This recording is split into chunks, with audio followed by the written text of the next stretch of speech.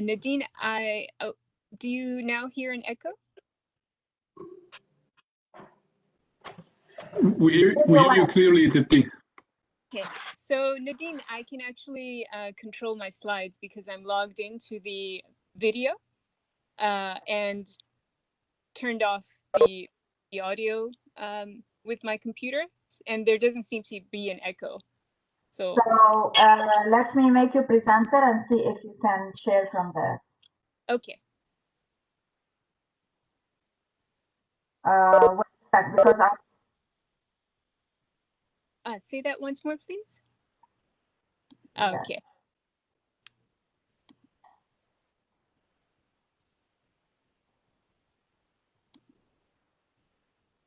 Yeah, so that works. Thank you so much, Dipti. Okay, thank you, Nadine. No worries at all.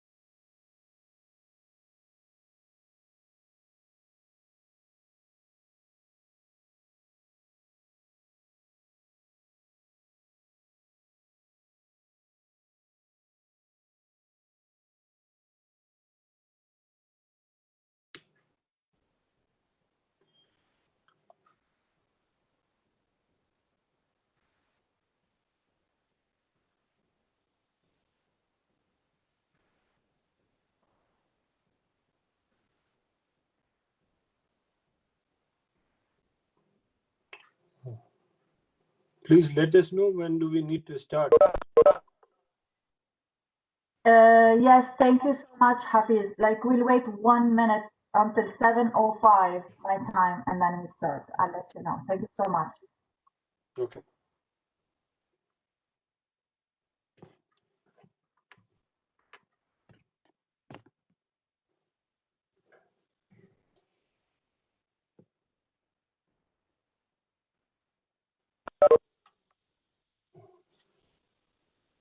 Any final indication of what's the time for the presenters or the speakers? I 10 minutes, think everyone 12 has minutes. about 8 to 9 minutes. And I think I would like to go in the order which is there, the flyer. So how I propose to start is that I'll start with some initial remarks from my side, and then I will invite Ms. Margaret, followed by a panel discussion, and then closing remarks by Martin, and then we'll have some question and answer depending on the audience's participation and what they ask. I might also have one or two questions. So it all depends on the time. What we would request each one of you is to stick to time, 8 to 9 minutes for each individual. Don't exceed time because this is online and we have limitations in terms of the time and connectivity. So that's it. Hafiz, may start, please. Thank you, Hafiz. We're gonna move as if by the time Ms. Tri Iskandar is not joined yet, we'll move the speaker to the end of the panel, and hopefully she will be then there. Thank you so much. Do we have Margaret on board? Yes. Okay, and Mr. Suhail is there. I see Deepthi, I see Anshuman. What I don't see is Ms. Iskandar. Indeed. So we're just waiting for her to join. So if anything, we move Ms. Iskandar to the end of the panel, if anything. And we have Martin also on board? Martin is here, yes. I'm here. Okay. Hi. Hi, Hafiz. So let's start. Thank you so much.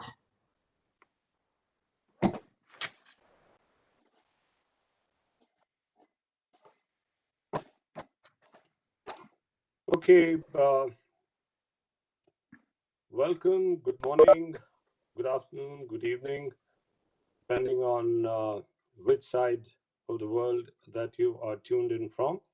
Um, Welcome to this regional capacity development event, Asia, which focuses on sustainable water and energy solutions for a resilient recovery from COVID-19.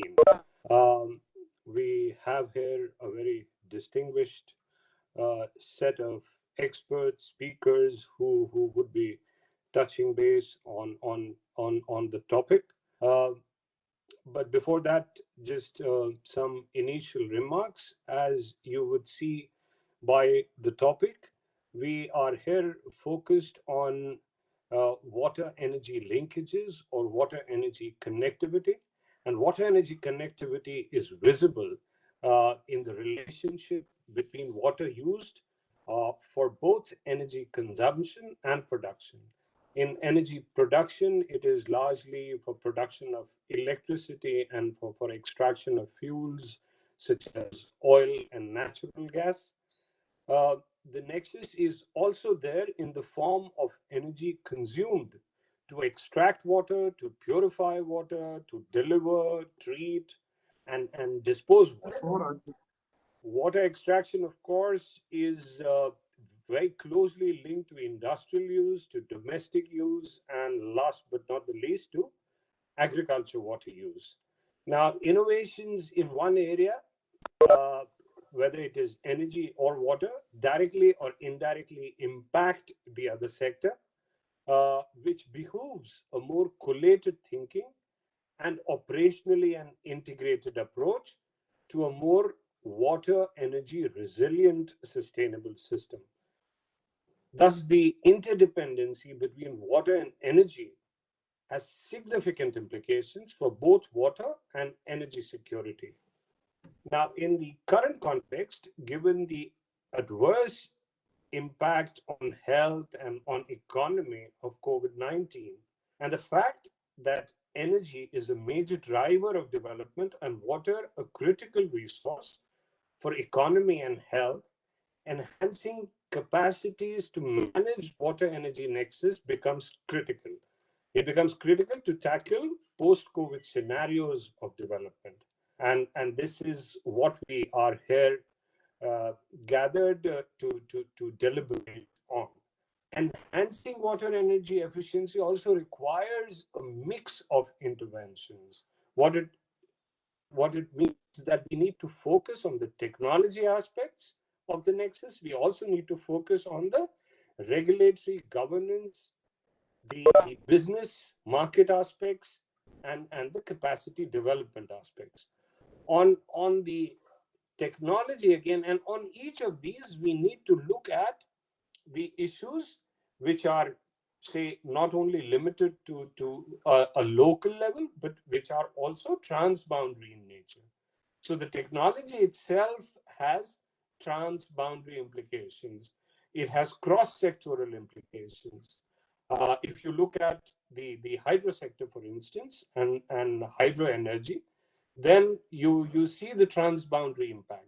So while the technology is there, while the innovations in technology could be there in one region, the upstream and downstream processes and all the technical governance related issues to each of these processes have a very close interdependence, interlinkage.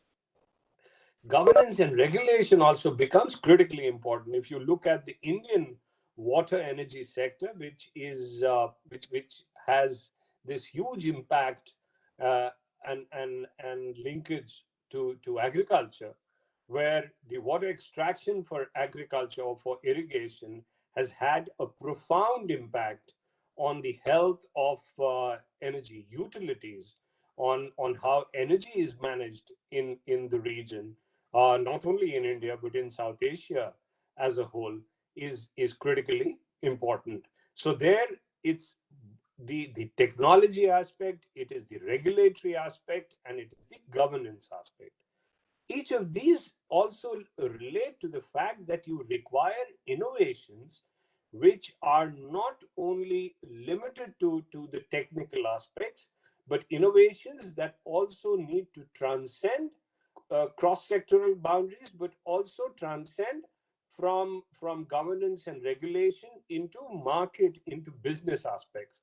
So innovations in terms of the finance, in terms of market opportunities, in terms of business models. And I'm sure some of the experts here would be touching upon each of these elements. So enhancing water energy efficiency requires a mix of interventions, which including use of efficient and affordable technologies, coupled with effective regulation and policies, a sustainable business model that incorporates innovative financial mechanisms, and capacity building of the relevant stakeholders. So, a mixed bag of interventions integrating frontier technology solutions with conducive policies and sustainable markets hold the key to bringing the much needed transformations, which are more rather than in a siloed approach, have a more integrated or a collaborative approach between SDG 6 and SDG 7. So, given the highly complex interventions, we would be deliberating on some of the key questions as to what are the main drivers for the existing or predicted water energy consumption trajectories, what are the main technology challenges and pathways, how do you see transition pathways in your region in terms of its space and in terms of its economics, what are the key policy and technology innovations that drive the integrated energy water transformations. And what I would also think is important, if each one of you can also highlight some key actionable areas for innovation upscaling for integrated water energy access. So without any further ado, let me straight away dive into the topic with our experts. As I said, we have a very distinguished set of experts here today. We'll be starting the session with Ms. Margaret Coley from United Nations University. And each of the speakers will be speaking for about 8 to 9 minutes. And then we'll have towards the end a basic question and answer session. So over to you, Ms. Margaret Coley. Thank you very much for the warm welcome and for setting the scene there. And so, as mentioned, I'm Margaret Coley, and I work as research associate at the United Nations University Institute for Environment and Human Security. While we have our headquarters in Tokyo, we also have over 14 different institutes around the world. And today I would like to really focus on the work that we do in our section, which particularly focuses on, strategic cooperation in light of water, energy, food nexus. And this, in our work, we do this in the context of climate change. And as a university, we have a very strong focus in research and capacity building activities. And in our work, there's also a very strong focus in digitalization and digital enhanced learning. Therefore, I'll be talking today about 3 main areas in the context of water energy, and looking at our capacity research and capacity building activities, then going on to talk about our digital collaboration platforms and the various tools of partnerships that we have in our programs in water, energy, food. And most of all, the importance of linking research and practice. And I really look forward to listen to, all the activities and solutions that are being in the next panel presentations. But before I get into detail about our work, I find that it's also very important, something that I've learned over the years, especially when we looked at the numbers from Millennium Development Goals, and then now looking at the numbers as we seek to meet the Sustainable Development Goals.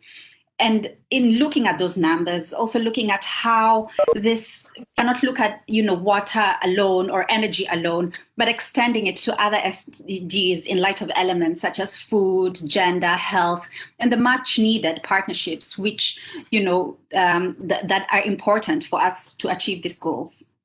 So let's reflect a little bit about the numbers. As you know, most of us might know, Southeast Asia has made a lot of progress when it comes to, the number of population that have the percentage of population that have access to electricity. But there's still a lot of work to do globally, with 789 million people still lacking electricity worldwide. And this was just in 2018. And in the same year, when we look at the number of hospitals that have access to energy, 1 out of 4 hospitals do not have access to electricity. And if we reflect on that being in 2018, and if we reflect on the impact today in light of COVID, how does this pandemic exacerbate this further? And how about renewable energy? Well, we have a target of, increasing renewable energy access by 2.7% per annum. We're still far away from this figure. So there's a lot of work to do in terms of energy. And as and with this meeting being kicked off, and how that relates to water in terms of, harnessing water, and how water, for example, if you think of hydro, how much energy is reliant, and how countries are reliant of hydroelectric power. For instance, coming from Kenya, that's potentially a big source of energy for us, in addition to geothermal. Water is still quite interlinked in that, while it's also used to harness energy, we still need that energy to process water. And when we talk of 2.5 billion people still lacking access to safe, clean drinking water, and another 4.2 lacking access to sanitation, and this was in 2017, and drawing parallels to COVID, we are bound to, move steps back in all the progress that we have made together. And from a medical perspective, this translates to about 2 to 5 health facilities lacking access to proper water and sanitation. And we can also reflect on how this links to food, noting that 2.8 billion people that requires proper energy for clean cooking. And we also know how the gender issues that are encompassed therein, and the roles that are linked to water and energy, particularly when we reflect on our backgrounds, communities, and societies. Therefore, these issues are highly interconnected. They are complex and too large for any one organization to find a solution. They are grand challenges, so to say. Therefore, in our work, we find collaboration, partnerships, and working together to implement local solutions that also have a global impact, and sharing those initiatives and the lessons we learned in our work, the lessons that we work in our work with other organizations and communities, and also to inform policy, not only in the regions where we predominantly work, but also around the world. We need to learn from each other's experiences. And this is of great importance if we're going to achieve the Sustainable Development Goals. Now, coming back to the work that we do on, research and capacity building, in implementing our work, well, in my particular department, our work is mainly in different African countries. We also have, projects in countries that look at livelihoods in rice farming in Vietnam, and also other research projects in India, Bangladesh, and beyond. And in our specific research, we have projects that look at water and energy security, building the capacity of higher education research up to the PhD level in water, energy, and climate research. And within that research, we're also embedding it online. We have master's programs, for example, that look at mini-grid systems. But in addition to looking at mini-grid systems, how about entrepreneurship? We therefore encourage our students and youth to look, as they learn about the mini-grid systems, how can then incorporate innovative ideas, so thereby in your learning coming out with a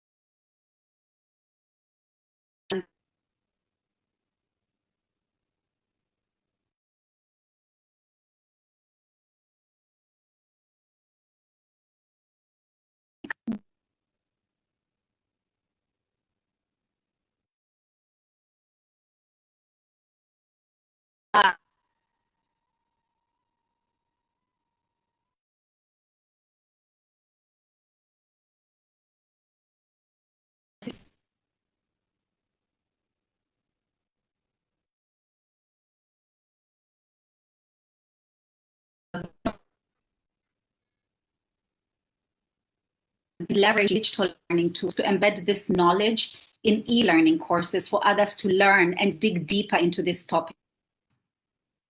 And as part of knowledge management and exchange, long before COVID, we were hosting webinars, hosting online summer schools, keeping that carbon footprint and bringing this much needed knowledge to those who need it the most. But COVID has demonstrated the importance of digitizing knowledge and the way we collaborate. And we're learning in delivering this knowledge digitally, we're learning that we have to look at different modes of delivery, looking at synchronous and asynchronous methods, and also taking into account, bridging that digital divide, looking at low bandwidth, using of mobile phones to minimize this access barriers, and even generalizing this information to other work that we do. How in your work can you minimize those barriers to access in some of the innovative work that you're doing? And this brings me to the second part of our work, which is on collaboration. And in this, we're looking at, we have been developing various communities, online and offline, with a focus of bringing researchers, practitioners, policymakers, and private sector to talk, not only in meetings such as this and during webinars, but also as you're aiming to achieve through the upcoming network that you're developing. How can we keep this conversation going and developing to continue collaborating and potentially even roll out projects jointly? Therefore, we are in context of the water, energy, food. So we have a water, energy, foods nexus platform, and I'm happy to share these things related to the work that we're doing in the chat right after after this presentation. And the water, energy, food nexus platform is a network of different actors, engineers, private, public sectors, academia, environmentalists, and they're looking at this challenge. And with the experts in the platform, we're already see very many different examples, such as rural communities coming together to employ solar irrigation programs, water purification systems, food processing, and private sector engagement. Therefore, it serves as an entry point which can be narrowed to access regional and sub-regional communities, and for countries to learn from each other's experiences. One of the things that the members of the platform are in consensus on is that, this, what we call the WEF nexus, the water, energy, food nexus, is a global challenge. And solutions have to be developed in a local context with local knowledge, and that the nature of the problem and the development of locally appropriate solutions are a function of the physical, social, cultural, economic, and political environments. Therefore, at a spatial and the operation of the nexus is influenced by transboundary and large-scale drivers such as, climate variability and climate change, global economy, migration, and population change, changing land use and urbanization. The list can go on and on.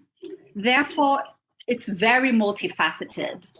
But in linking that, research, capacity building, and the platforms, I would like to end with the third point of my presentation, and the importance of linking research and practice and in collaborating, not only in the regions where we're working, but also the value that we have for South-to-South cooperation. And thank you very much. And just in light of our work, I'd also like to draw the attention to the various institutes that we have as United Nations University in different Asian countries. For example, the Institute for Advanced Studies in Sustainability, Global Health in Malaysia, and our headquarters in Japan. I'd like you to turn to those for other points of collaboration and for more information. Thank you very much. Excellent. Thank you, Margaret. That was an excellent presentation. Already you set the tone. This is not merely related to water energy nexus, but it goes beyond to include other critical areas, which is, say, food, nutrition, and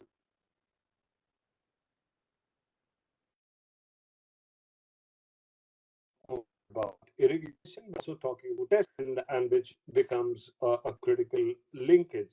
You also touched upon two other very critical areas. One, given by COVID-19 in terms of digital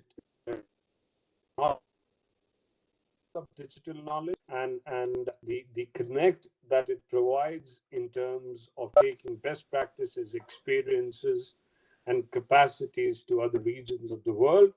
And this platform that you have, which focuses on water, energy, food platform, and the South-South cooperation aspects.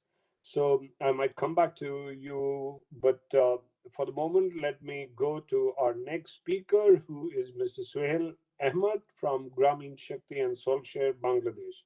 Over to you, Suhail. Thank you. Let me pop up the presentation. Yes, here it goes. Well, good evening. Good morning to USA. Good evening to my colleagues in Southeast Asia. So I'm Suhail Ahmed, representing Grameen Shakti and Soulshare in this important event. Thank you, DESA, for organizing this very important event. We'll start with our story of the peer-to-peer solar grid, which is a winner of the 2007 Powering the Future We Want DESA program. We will share the impacts of those programs and how it relates to the water to energy nexus. Then I'll have a couple of slides on the Grameen Shakti, major programs we did, and then again on the water and energy nexus, what Grameen Shakti has planning to do individually. As we proceed, we're talking about peer-to-peer electricity grid. Many of you know that the Bangladesh is the home of solar home systems. We have more than 5 million solar home systems, which, as far our knowledge, is the most in the world. Now, to capitalize those installed solar home system, we have introduced this solar to a peer-to-peer grid. With the intervention of the efficient technologies, like if we talk about simple, the lights from incandescent to LED lights, that is saving a lot of energy at the homes. Now these energies could be traded among themselves. And even there are segments who could not afford to have a solar home system till now. They also, with the support of this meter, this solar box, could get access to the solar electricity from the houses who has the solar home systems. So with these boxes, we can create producers, we can create consumers, we can create prosumers. And we think this is a very interesting approach to maximize the installed grids that we have today. Moving on to a few of the impacts. You can see at the left corner, smiling face of the Mr. Bimal, one small village home. They are in fact the village doctors. They sell medicine, at the same time they give advices to the people. And once they have the Solva connection and he started using a nebulizer, this smile spreads to many children of the neighborhood. So that's a very interesting story. This is a young lady, Aisha, who, again, as per our knowledge, the first prosumer, the solar prosumer in the world. He started, producing and selling electricity to the neighboring peoples. Under DESA, so far we have installed 22 grids, and this is one of our colleagues who was trying to explain what the grid does, and again, the smiling faces tell that story. Hello?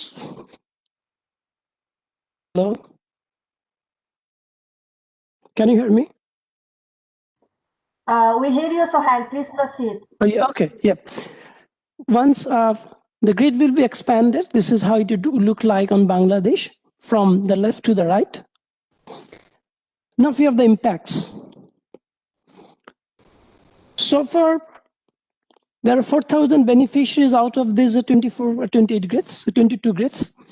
And then 84% of these grid the grid owners have an income less than $5 per day. So this grid is not helping the people, helping the marginal income people or the people who are living poor to the below poverty level. An interesting fact is that the 1,000 of those 4,000 are women who are traded 75 megawatt of the electricity. So for, in terms of the value, is $75K. So what we can see that the 40% of our beneficiaries are women, and so it has reduced over 50,000 kg of the carbon dioxide emissions. So we are looking forward to complete our project, having these 100 grids, and to see the impact it would create to the rural Bangladesh. And with this model, we'll set so that we can take it out to the other part of the world where this kind of installations are available. Moving on to the Gramin Shakti part, many of you know that the Gramin Shakti is established by the Nobel laureate Professor Muhammad Yunus.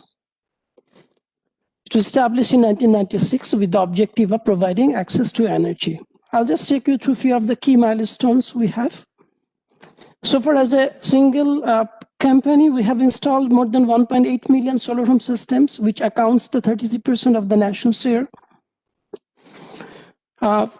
We have distributed 1 million improved cooker stoves, and we have constructed 35,000 biogas plants. So these are the few key milestones we did in Bangladesh. Again, going back to our peer-to-peer grid, the grid not only enable people to have the electricity or trade electricity, we are also trying to introduce the productive use appliances which could be run through the additional electricity produced in the grid. So these are the list of the appliances we are trying: the solar water pump, egg incubators, rice huller, DC freeze, sewing machine. I can't help saying the importance of the DC freeze today, because the vaccines, all we are looking at announced to be successful, the COVID vaccines, most of them are super cold chain or the cold chain products. And to look at the countries like us to distributing those vaccines at the last mile, you need the DC freeze, because there are no grids and no cooling system. So this could, we started working on this, and this could be a very huge impact in terms of the relieving people from the COVID. Now, more specifically on how the peer-to-peer grid appliances could work in the access of the energy and the water. We are working with water purification. We have solar, solar pumps, which can work from the groundwater to the surface water. Look at the statistics below. In Bangladesh, 60% of the population has to endure unsafe drinking water. That's from the WHO. So sure, there's water purification unit on the top of the solar, which will run also by the solar energy. At the same time, the water will be sucked by the solar pump, could create a huge impact in terms of the health. Going to the right corner, in Bangladesh, most of the house have as a pump at the top of the house through which the water runs in their taps. It consumes daily about 15,000 megawatt of the electricity. Now, if this could be replaced through these solar pumps, and then the electricity from the grids could be, I mean, this could be operated from the electricity from the grid. This would be a huge saving in terms of the electricity generation, and the saving could also means the saving of the carbon emissions. The last one is the drip irrigation. The energy which is saved from the grid could very well use for the drip irrigation, and the drip irrigation also saves water too. Expanding on this concept, just to give you a statistics, is that there are 1.34 diesel pumps and 1.3 million diesel pumps in Bangladesh, consume 1.2 billion US dollar of diesel and causes a lot of carbon dioxides. Expanding on the same thought, we have taken a plan to install 400 solar irrigation pumps. So far, we started with the 50. The groundwork has been done. The choice of the site, discussion with the farmers, discussion with the financer. All this has progressed significantly. So this would save, once this 400 pumps could be installed, it means this solar array would generate 16 megawatt of the electricity, and this energy and the water nexus that it will have 115,000 milliliter water per annum. What it does, it will save about 2,000 metric ton of carbon dioxide, not to mention the support will provide to full yield, which is 44 million kgs paddy production. We all know that the main crops in Bangladesh are the paddies. At the same time, it could save 375,000 liter of the diesel. So we think that could have been an excellent example of the nexus between water to energy. With this, I will end my presentation just to look at, stop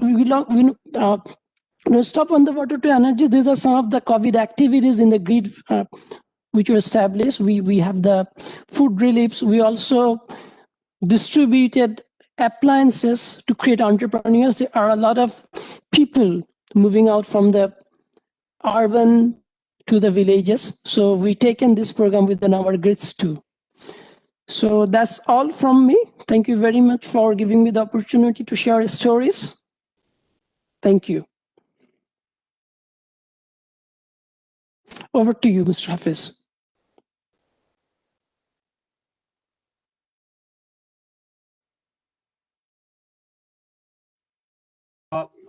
Thank you, Mr. Suhail. Again, that was an excellent presentation. Each one of us is very well aware of all the pioneering work that has been done by Grameen Shakti over the years in the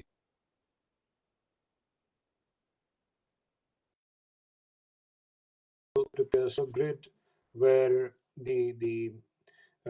you have producers, consumers acting as prosumers as well, and focusing on productive uses of energy, including looking at a very critical linkage with water in terms of household and agriculture related pumping. Moving on, I have the pleasure to invite Ms. Deepthi Waghela, HPNet Myanmar. Over to you, Ms. Waghela.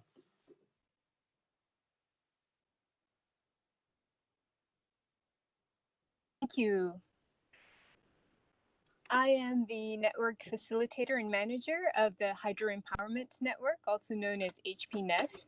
Water and energy solutions have been a rarity in the mainstream dialogue around SDG 7, so I'm very grateful for you and DESA to focus on integrated solutions and giving us an opportunity to share. So briefly, we're a multi-stakeholder network with the mission to empower local practitioners of community-scale hydro. We've been focused on the Asia-Pacific region, but now also engaged with practitioners in other regions. In addition to network operations, our pillars of work focus on knowledge exchange, which a lot goes into evidence building and peer-to-peer South-South exchange, as well as strategic advocacy, which focuses on building coalitions. And we focus on three thematic work streams: technology, socio-environmental sustainability, and enabling policy and finance. Our work is made possible by the Visions initiative at the Wuppertal Institute for Climate, Environment, and Energy. So we focus on hydro mini grids that are below, that are 1 megawatt or below, known as pico, micro, or mini hydropower. And I just want to give you a brief look at what a typical system looks like, and for us, what are the most important elements. The power generation of hydro mini grids depends on the flow and head of the system, which is typically in a forested mountain area, and the flow is sourced from springs or tributaries. However, in some high altitude regions, this can also be glacier runoff. There are civil engineering structures which connect to the penstock, the pipe that goes to the powerhouse, routing the flow into the powerhouse, which has a turbine designed specifically for that site's head and flow, along with the generator and governor. There's a transmission distribution line that takes the electricity to households and productive end use. You can note that there is no requirement for a battery bank, and this means this has great benefits, specifically for motorized loads and electric cooking, and also just less need to mine for materials that make up batteries. So what makes hydro mini grid sustainable? There are a number of factors, which I won't go into in detail, but the common thread among all of these is that in addition to the multifaceted technical aspects, hydro mini grids are typically located in very remote and hard to reach places. And so this means that we must rely on the presence, on the abilities of local practitioners, local experts. And I'd like to start going into more specifics around sustainability of hydro mini grids. So many of the systems, there have been thousands implemented across the globe, and many of them end up becoming social asset only models. By this, we mean the community operates it usually only a few hours per day in the evening, although the electricity is available for 24 hours. This means there are low power factors, there's also less revenue coming in. Most of the tariffs are flat tariffs. There's minimum cash flow. And overall, the system is just not optimally generating the socioeconomic benefits, and the management is weak. When repairs, maintenance are needed, there isn't enough of a fund to sustain these systems. So we've started looking at how can this be changed to an enterprise-based model where you have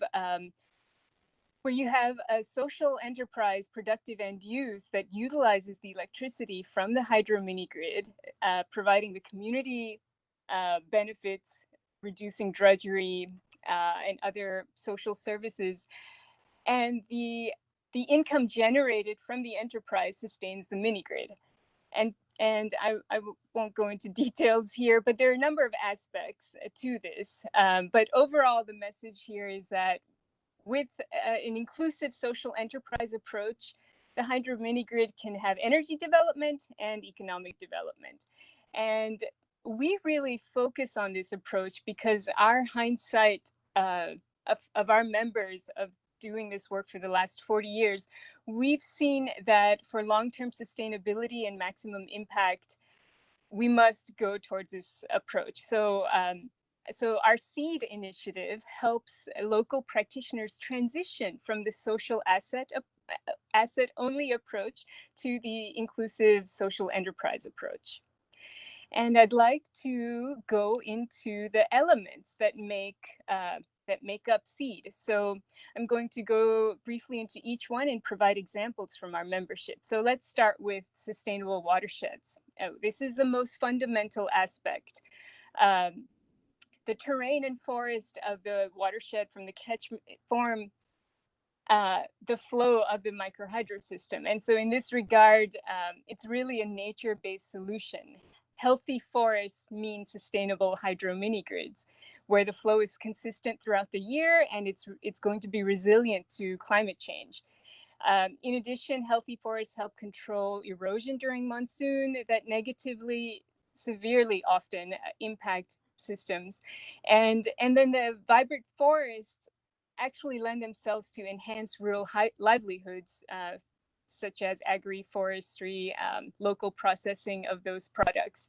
And our member in Orissa, India, Gram Vikas, has several initiatives to restore catchment areas. One of them is called the Spring Shed Initiative, which starts with really understanding the condition of the springs. And in fact, Gram Vikas is in partnership with the UNDP and the Ministry of Tribal Affairs, has created an online portal that maps all of the springs in the region.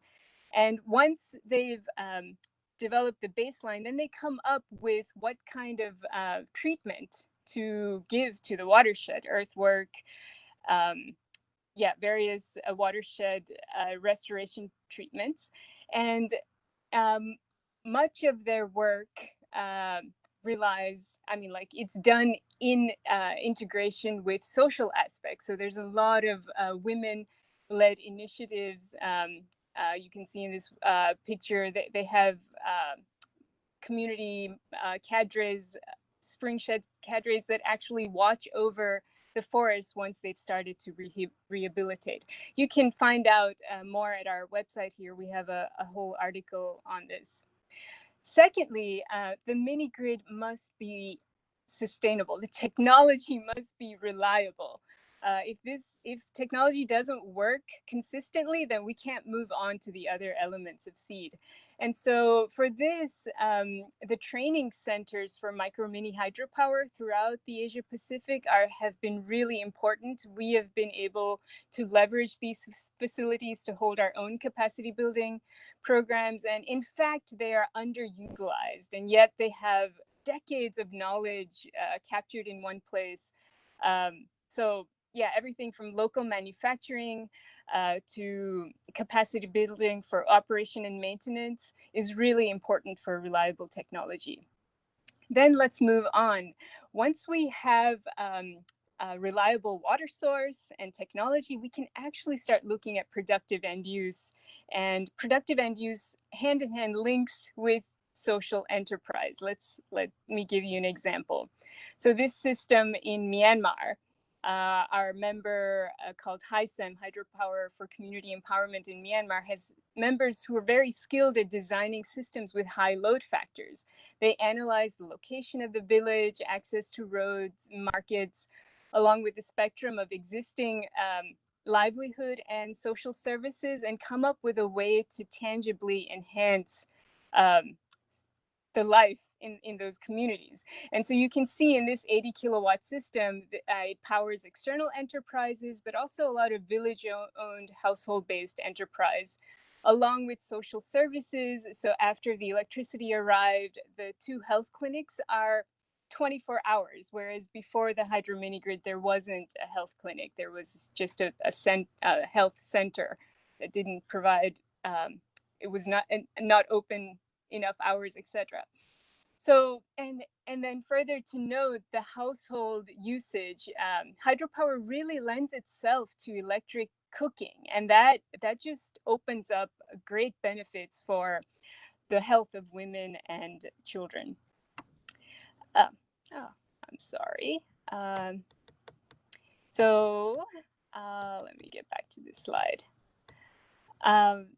Yeah, so the other part of this system is that it's owned by a cooperative. This project was actually self-financed. It started out as a 30 kilowatt system, and the revenue generated, they were able to upgrade to 80 kilowatt, and a couple of months ago, it was upgraded to 300 kilowatts, extending the distribution line to several more villages. So, and this is what I mean by an enterprise. It's not just productive end use, but it's the management, the tariff design, the mindset for generating revenue and providing services come into play. And then let's look at the very last element of really empowering communities beyond kilowatts. And the best example is Aga Khan Rural Support Program's work in the northern areas of Pakistan. In Chitral, these systems have these are valley mini grids, so 700-800 kilowatt systems having 1,000 to 1,500 households, and the program has really focused on a women-centric approach where women are actual shareholders of the project. They make decisions. It's not just the one woman that's representative in the committee. These women are actually empowered to do productive end use that are not typical of the usual women's role. You can see in this picture doing carpentry. And so, yeah, this program, you can also check out our article for more details. So we've looked at all of these elements, and I'd like to just quickly end with 3 hindsight lessons. And I'm not going to go into all of these details. You can use the slides as reference, but one key aspect is how are these systems financed? When they're financed with grants, the output tend to be the social asset only approach that we looked at earlier. But when you actually subsidize the interest and make affordable credit happen, there is like built-in incentive for the community and all of the stakeholders involved in the project to develop an enterprise-based approach. And there are various aspects to finance which you can take a closer look at. The other regional hindsight is really looking at local level energy planning. And there are a couple of examples here that you can take a look at. And yeah, I just want to end with saying that hydropower is much more than kilowatts. When you do locally developed systems, you actually build jobs, you restore watersheds, and you bring empowerment that goes beyond kilowatts. I'll stop there. Thank you.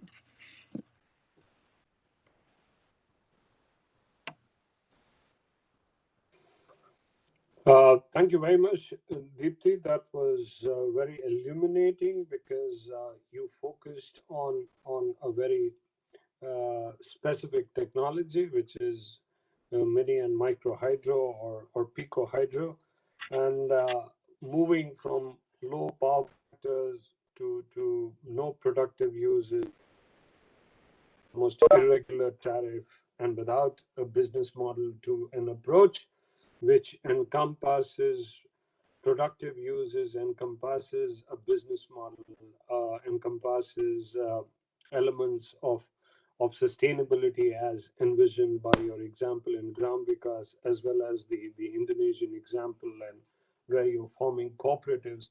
But also what I found really interesting was this focus on a very business-oriented approach where you bring in finance as in the form of interest subsidy, and not really merely relying on grants and aid activities. So this is really a way forward in terms of how we should be dealing with the integrated water energy nexus.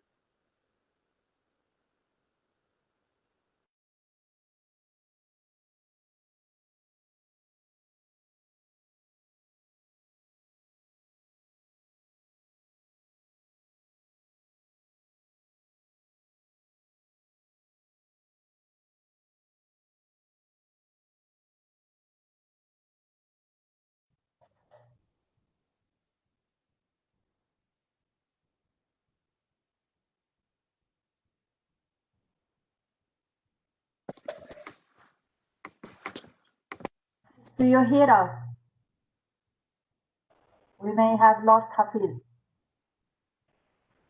Yeah, it seems like. Nadine, maybe we can. We can move to the next speaker. Yes. Mr. Anshuman from Terry, India.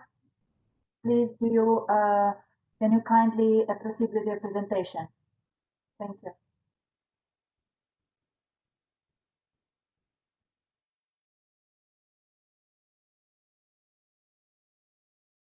Okay, I thought the next speaker is from Indonesia. I can start if you want. Many apologies, Anshuman, but we didn't. Apparently, Mrs. Kandar had some problems and she didn't join the webinar today. So if you are ready, all right, to proceed with you, if there is no problem. Thank you so much. Absolutely no problem. I'll start my presentation. Thank you. Hafiz has joined as well.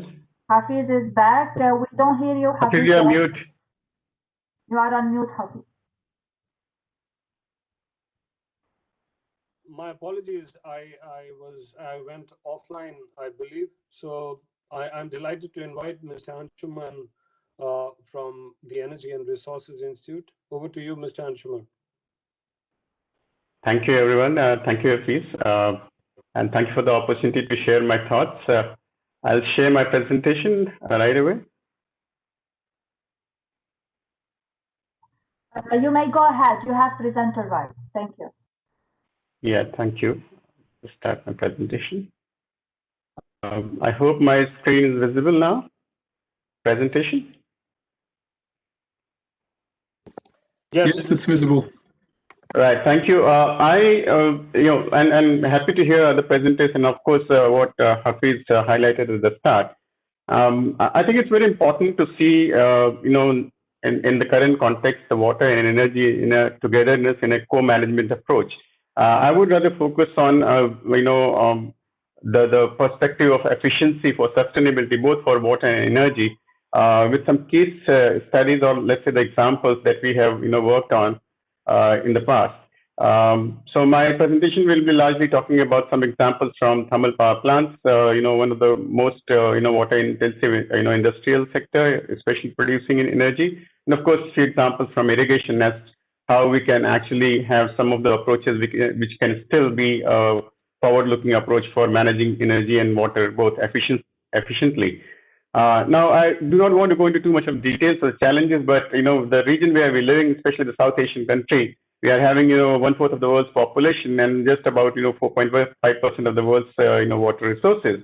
The scarcity is quite prominent, but the problem is despite all the challenges that especially in our country that we are facing, which includes declining per capita water availability, the stresses in the water basins, increasing and competing demand, and overexploitation, especially the groundwater.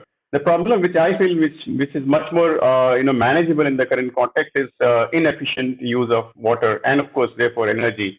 All of these challenges basically have direct or indirect relation to energy as well.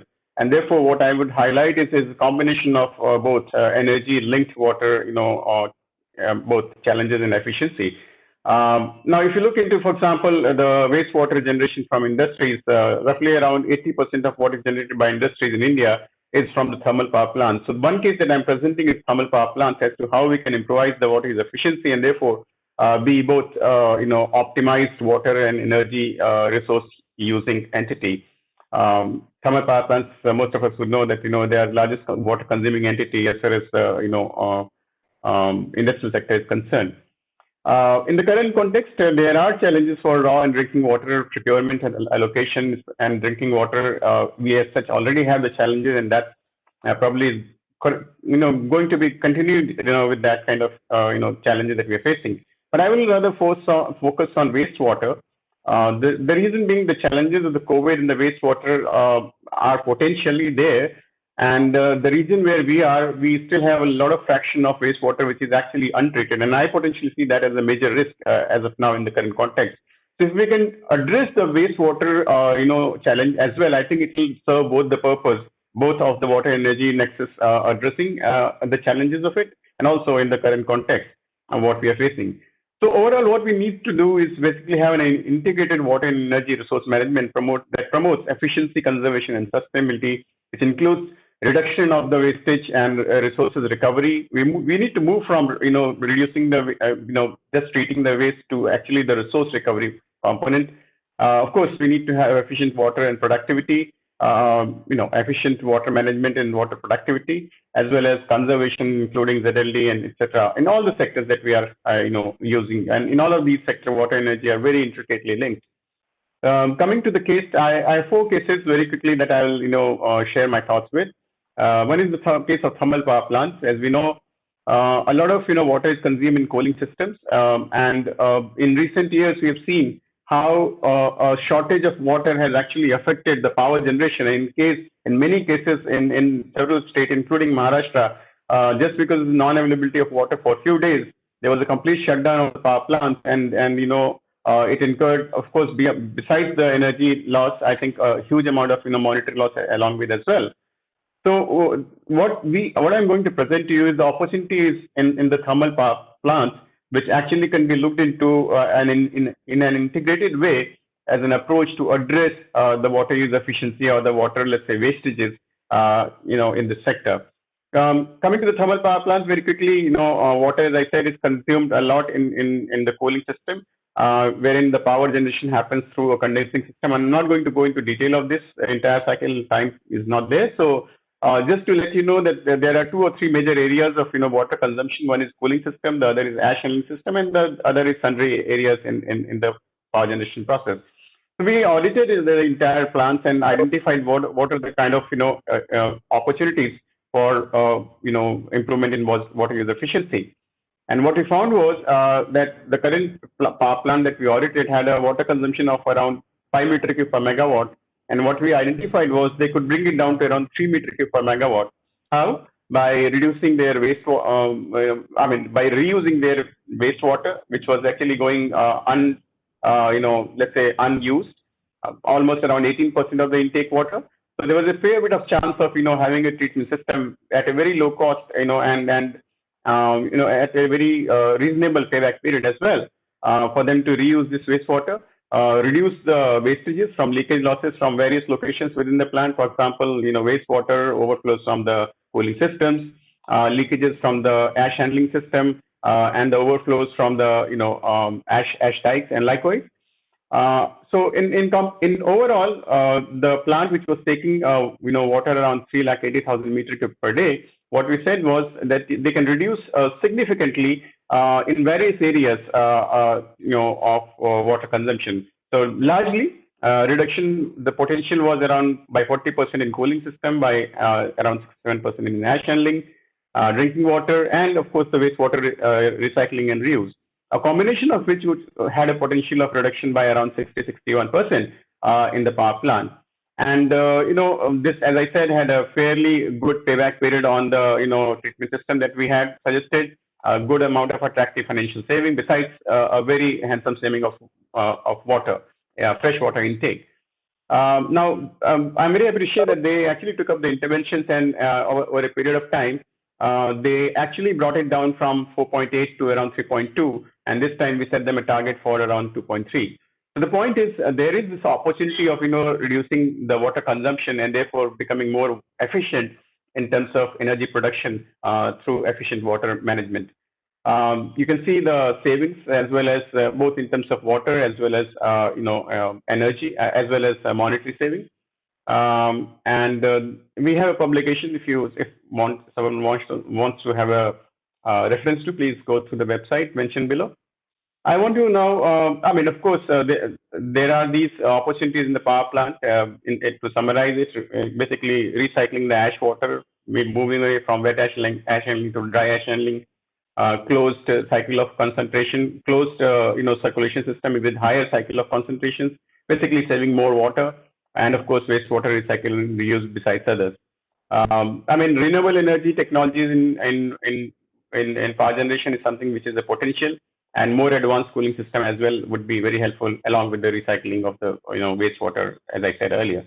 Of course, appropriate economic pricing, economic value of the water, which is rational pricing, needs to be there to promote and have a wide-scale impact as far as water is concerned. Now, I quickly move to the agri-irrigation sector, where we have tested a technology as well as an approach where through saving of water, indirect saving of energy as well as happened. And this particularly, most of you would know there's a free electricity to farmers, and in consequence, we have groundwater decline in various parts of the country.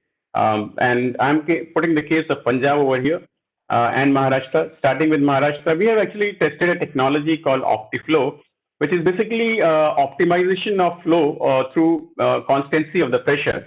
What happens is, at the moment, there is a variation in the current valves that we use, which is around 8 to 15%. This particular device, which we are calling OptiFlow, basically reduces this pressure fluctuation and brings it down to less than 2%. And this basically saves a fair bit of percentage, let's say around 6 to 10%, 12% of water, along with the energy. So this is something that we tested. I'm not going to go into details for the paucity of time, but this device basically, actually, we tested in a control site versus the test site, and it did achieve the pressure, constancy, against the pressure fluctuation in the, control site, and water saving as well. We did a lot of laboratory testing for its, performance and variability, etc. As you can see, we could achieve a constant flow measurement as well as pressure. And this is the device as it looks like. This is put into the pipelines, or for example, we tested this for the drip and sprinkler systems in Jalgaon in Maharashtra. And what we found was, again, I'm summarizing it very quickly, that in the setup, we had a constant pressure, which was, against the variation, which was there around from 2 to around 1.4 bar. This was just around 1.5 bar, the constancy of the pressure through this device. The water saving was around 11%, around 6,600 liters per hectare, and the power saving was roughly around by 4%. So this is something that we are very much, are very likely to put up a patent and also, take it up to the next level for production. Our partner in Jalgaon is doing that, Jan Irrigation. Well, I now quickly move to another project that's very interesting project of Government of Punjab, which is being undertaken by, along with, World Bank, ESMAP, and we did along with Punjab TAU and ITP, testing of those interventions on ground which can save water, and therefore indirectly, because it is withdrawal of groundwater is basically linked with the pump, with pump usage. So if we can save water, it can also indirectly save, energy. And therefore, if you are saving in energy, the government, put up a program. If you save a unit of energy, you will be paid per unit, a monetary benefit for that. So this is the program Pani Bachao Paisa Kamao, which we undertook in the Punjab region, wherein the objective was basically to have water and electricity saving through farm technologies and practices, increasing the farm productivity, and of course, this is through participation of the local farmers. So I'm just going into sort of a bit of results. So we did it in both the seasons, Kharif and Rabi. So I'm just sharing with you the Kharif season findings. So it, of course, engaged a lot of setup on the ground, engaging with the farmers, and demonstration of technology and measuring them on ground, by the way, through various tools that are available for energy and water, and with various of these interventions, which you can see at the left, on micro irrigation, laser leveling, mulching, furrow, etc., short duration of rice, short duration variety of rice, alternate wet and drying, etc. Now, what we found was in one of the location by various farmers that use this approach in the demo farm, the saving of water was a fair range of around 20 to 30%, as you can see in this particular graph. And we had a good amount of good reflections on the irrigation water productivity, irrigation water use efficiency, as well as the total water productivity altogether. Besides also the cost benefit, which was fairly comparable and better than the control farm. And this was the case in other locations as well. I'm not going to go into detail. But the point was, in this entire approach, because of the water saving and because the pump, usage became as well less simultaneously, there was a saving of both water and energy altogether. So as you can see, around, let's say 6 to 26%, 24 to 30%, 8 to 19% is what was achieved in terms of Kharif in these locations. And so was, a good amount of, savings of energy in the Rabi season as well. So this was a very interesting project, and what we found out was, besides of course the potential for water saving, which can be further enhanced in different locations and scaled up, there's also a simultaneously energy saving opportunity, and this is something that is very innovative. And the idea is to encourage farmers to promote efficient water use practices, so that indirectly also you save energy. And give them the benefit directly into their bank account through money transfer. And that's a very innovative thing being tried at Punjab. So this is what we actually monitored, measured, and facilitated in the location. Now quickly, my last example is of domestic sector. Can where you again, wind up fast, Anshuman? yeah, just in 1 minute, wherein we have actually initiated using different technologies for wastewater treatment and also energy recovery and resource recovery through it. It's called Pavitra Ganga, which is unlocking wastewater treatment, water reuse, and resources recovery. Not going into details of this, but just to let you know that we had come out already with a policy brief. So there is this technology called NDCOS, which is being applied on ground, which actually, besides efficiently treating the wastewater, is also having the capability of producing energy and resources recovery along with combination of other technologies. We came out with a policy brief which actually narrates what are required to, what are the interventions required to promote this, but has a good example of, two cases in India which I wanted to quote. Is one of Tamil Nadu, basically CPCL and the Chennai Metropolitan Water Supply and Sewerage Board, wherein CPCL is using treated wastewater from the Chennai Metro, and they are actually, besides using the water within their plant, they are also generating, biogas of around 12,500 meter cube per day, and of this, around 13 megawatt per day of electricity is generated, and they are almost 98% self-sufficient as far as power consumption is concerned. The other cases of Delhi, where we have this Rithala 181 MLD of power plant, which actually is generating around 20,000 kilowatt hour of power daily and is also meeting around 35% electricity demand, besides reusing the wastewater, treated wastewater into gardening in the nearby areas. So there are enough number of examples which actually are there where we can improvise both water and energy nexus, and therefore we need to focus on water use efficiency and reducing the water footprint with all, with adoption of advanced technology, efficiency improvement, productivity improvement, etc., as well as co-management of water and energy through looking into water energy food nexus as well. And also demand side management of water needs to, or both the resources need to be prioritized. And there's need for policy tweaking that discourages water intensive, cropping or water intensive usage, as well as free electricity and water. Right, I'll stop here. Over to you, Hafiz. Thank you. Thank you very much, Mr. Anshuman. That was quite comprehensive and lively, very relevant examples of efficiency in the thermal power plants where there is a huge amount of water usage and how that water usage can be reduced not by a small margin, but by a huge or a significant level, almost to the tune of 60%. You also talked about specific devices, which in the agri sector was devices such as OptFlow. Excuse me. So with those examples, I'm not sure whether we have Ms. Iskander from Indonesia. I don't see her online, so maybe I would move on to Mr. Martin from DESA. If Mr. Iskander is there, then of course she can come in, but I don't see her. So over to you, Martin. Thank you, Hafiz. In fact, can I suggest that we do the Q&A first in case there are some questions for the presenters from the audience? And also I'd be happy to make the start if necessary, but maybe a short Q&A before I do the closing.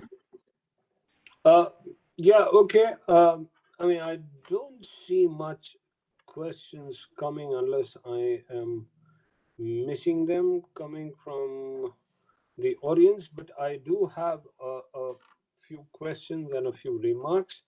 One of the things that I see with the excellent presentations that have been made today, there are few obvious takeaways. One is that we had two very concrete two very concrete examples, or say focus on the energy production and the efficiency therein, focused on the viability aspect, focused on the efficiency aspect of the technology and water use efficiency therein. So we spoke about the hydro sector, micro, pico, mini hydro, where not only efficiency but the viability of the business model can come in. And then we had another energy production focus, which was largely on thermal power plants and related energy efficiency uses in the power plants, as well as in the agriculture and related sectors. So this is more on the energy production side. And the takeaway there is largely that while you have technologies which bring in very clearly the need for this nexus, which bring in the solutions that focus on these nexus, what you really require is more awareness in terms of how the integration can benefit not only the energy sector, but the water sector as well, and going beyond the water energy sector, going into some of the two earlier sessions, which specifically talked about the impact and the connect of the water energy nexus to a much larger array of economic and development needs, be it related to food or be it related to several other productive uses of energy. So while the technologies and options are there for enhancing efficiency, there are technologies which bring in more robustness and bring in clearly the linkage. The need is to integrate, and the need is to have more governance and regulatory options where these are taken up in an integrated manner. What it means is that the institutions and agencies that are involved in energy and in water need to come together to develop these integrated capacities, to first recognize, develop, and then, of course, enhance these capacities. The question that I have is to each of the panelists is, what are the 2 or 3 key actionable areas from the point of view of capacity enhancement, which really can bring about a transformation on this water energy linkages? I would request just 2 or 3 lines in terms of an answer, and not to take up too much time, because we are indeed running out of time. So please feel free, anyone can start. Just 2 or 3 key points where you actionable points where you see this nexus coming together and the need for that capacity enhancement. Over to you. Maybe Anshuman, you want to start? Thank you, Hafiz. I think the first point that I would want to emphasize is the rational pricing of water. A lot of the interventions on an efficiency at least fall apart when you look into the cost economics, and also if you want to promote a technology per se. So I think rational pricing and doing away from free electricity or free water, I think that's a very important intervention.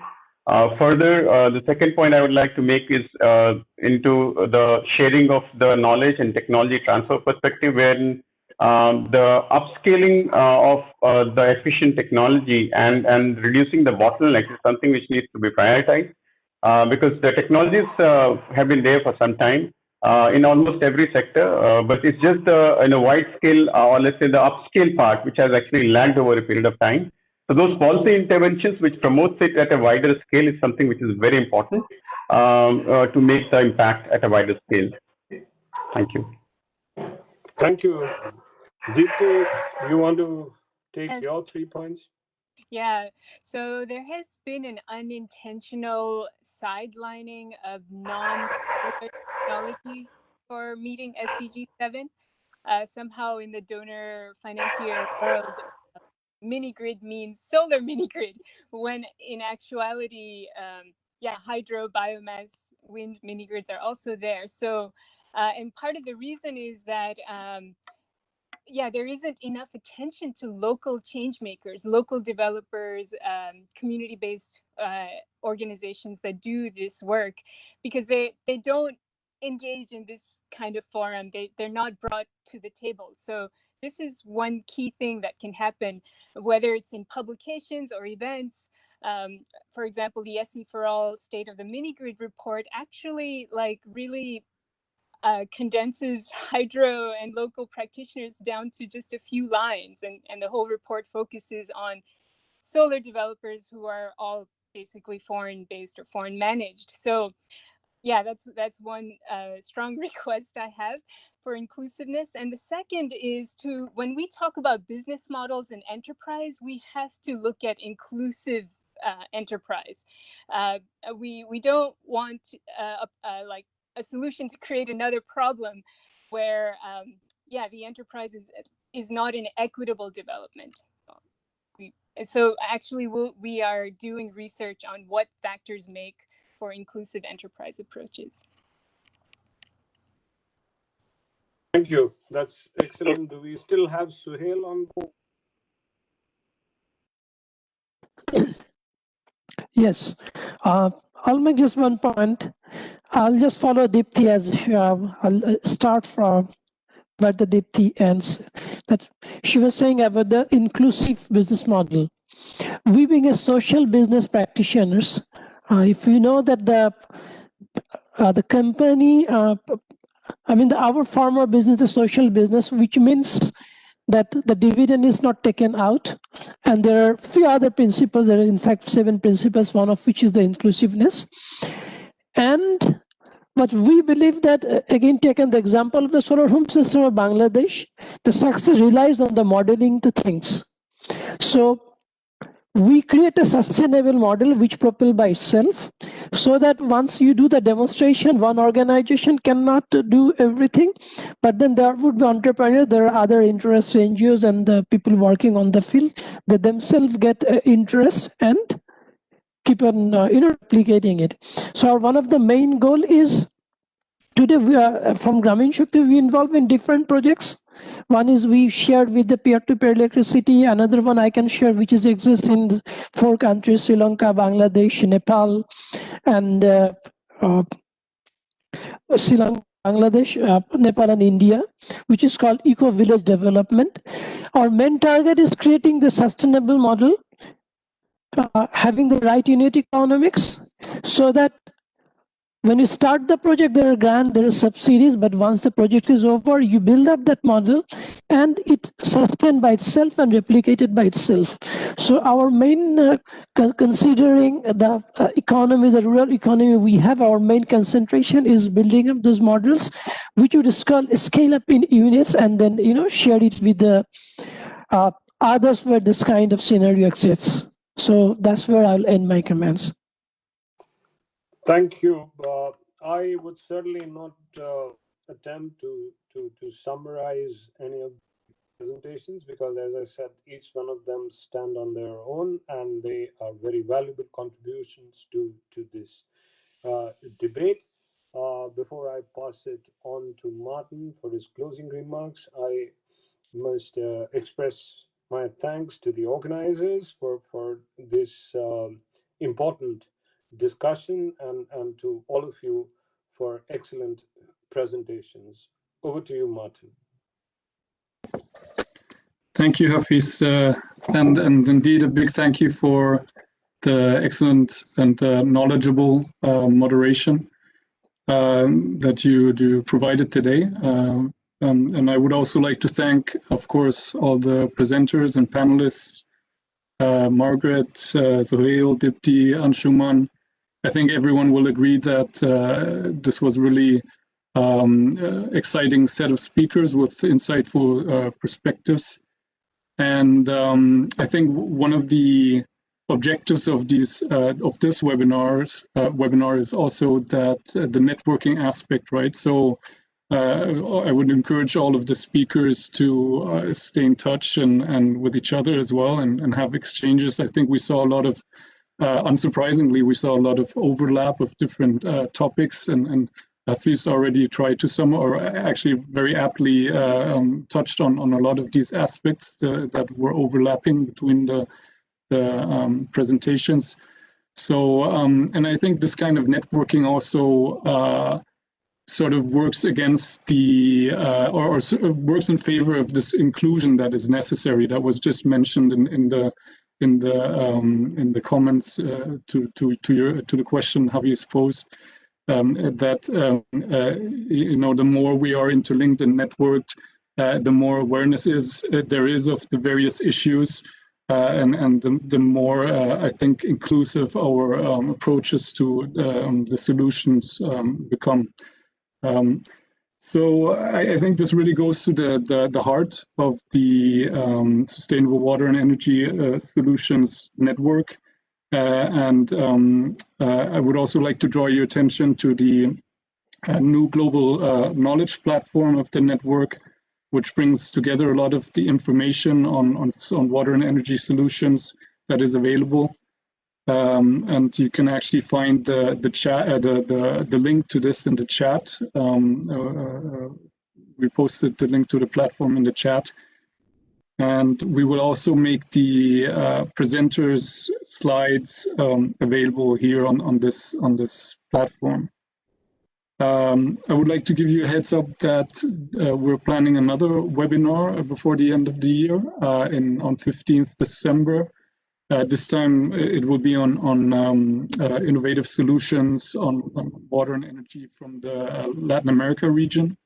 And it will include examples from Itaipu, Rio Nacional, Asasqua, and others. And I'm sure, again, there's a lot of knowledge that would also be useful across the regions. Just like today's webinar is, we focus on Asia, but definitely I think what we discuss is interesting globally. So I would like to thank everyone participating today for your interest and for joining.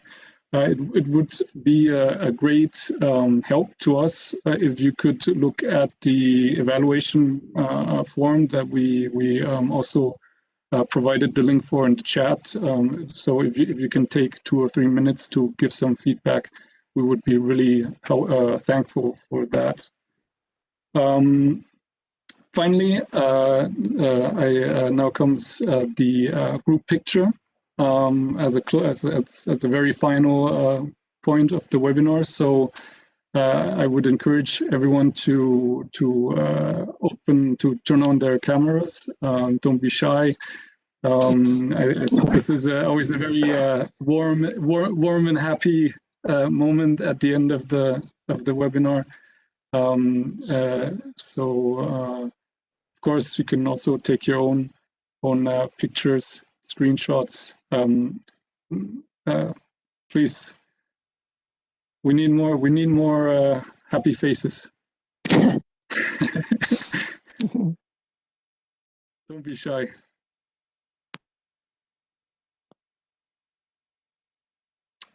Nadine, how are we doing? Do you have a nice picture? I need more faces. Please turn on your cameras, please. Thank you. Okay. You heard Nadine. Please, don't be shy.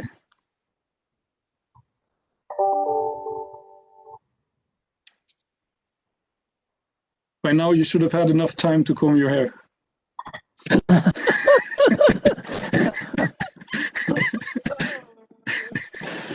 Yes. Okay.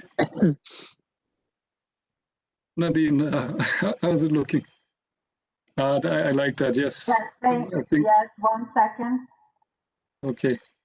I think we'll finally get it there. Yeah. I haven't. Yes. 1 second. That's great. Thank you so much. Okay. Thank you very much, everyone.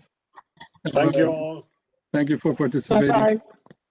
Thank you all. Thank you, Nadine. Thank you, Isabel. Thank you. Thank you, Hafiz. Thank you, everyone.